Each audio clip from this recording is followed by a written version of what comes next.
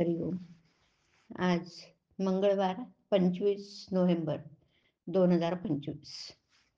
सद्गुरू ब्रह्मचैतन्य गोंदवलेकर महाराज यांच्या प्रवचनाचा आजचा हा भाग. विषय वासना इत्यादी सोडून भगवंताला शरण जावं. ऐकूया त्यांचे विचार. भगवंताचं अस्तित्व जिथे पाहावं तिथे आहे. भगवंताचे मर्म ओळखायला मी कसं वागावं हे प्रथम पाहावं. भगवंत आहे का नाही हे जाणण्याकरता आपल्याला बुद्धी दिली. भगवंत निश्चित आहे हे काहींना अनुभवाने कळलं. आपण त्यांचं आप्तवाक्य प्रमाण मानलं. भगवंताचं अस्तित्व जर निश्चित आहे तर त्याची ओळख तरी कशी करून घ्यावी. बीजगणितामध्ये उदाहरण सोडवताना एक अज्ञात क्ष घ्यावा लागतो. उदाहरणाचं उत्तर येईपर्यंत क्षची खरी किंमत काय आहे हे आपल्याला कळत नाही, पण तो घेतल्याशिवाय चालत नाही.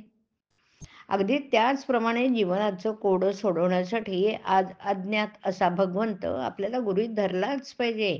आणि त्या भगवंताचं खरं स्वरूप जीवनाचं कोडं सुटेल त्यावेळी आपल्याला कळेल. खरोखर जन्ममरणापासून मुक्त होण्याचा मार्ग जो आपल्याला दाखवतो तो खरा आप्त. भगवंताला सर्वात अधिक काय आवडतं हे संतांनी सांगून टाकलं, आणि ते म्हणजे आपण विषय वासना इत्यादी सर्व काही सोडून भगवंताला शरण जावं. आपण नेहमी विषयांना शरण जातो ना. भगवंताला जो शरण गेला त्याला जगाची भीतीच उरत नाही. सर्व चमत्कार करता येतात, पण भगवंताला शरण जाणं फार कठीण आहे. आपण जिना चढतो ते जिन्यासाठी नसून वरच्या मजल्यावर जाण्यासाठी. वरच्या मजल्यावर जाणं हे साध्य असून जिना हे त्याचं साधन आहे.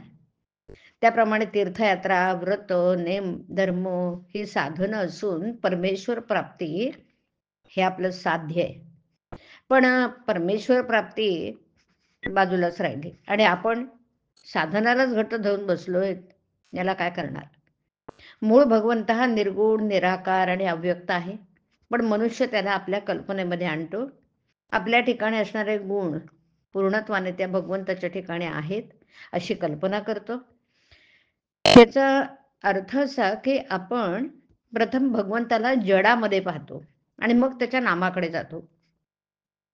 भगवंताने केलेली ही सृष्टी आहे तशीच सर्व जरूर आहे. तिच्यामध्ये बदल करायला नको, बदल आपल्यामध्ये करायला हवा. आपलं सगळं जीवन जर भगवंताच्या हातामध्ये आहे तर मग जीवनातल्या सर्व घडामोडी त्याच्याच हातात आहेत, यात शंका कोणती. झाडाच्या मुळांना पाणी घातलं की त्याच्या सर्व भागांना ते पोचतं. तसं भगवंताचा विसर पडून न दिला म्हणजे सर्व काही बरोबर होतं. भगवंत हवासा वाटणं यामध्ये सर्व मर्म आहे.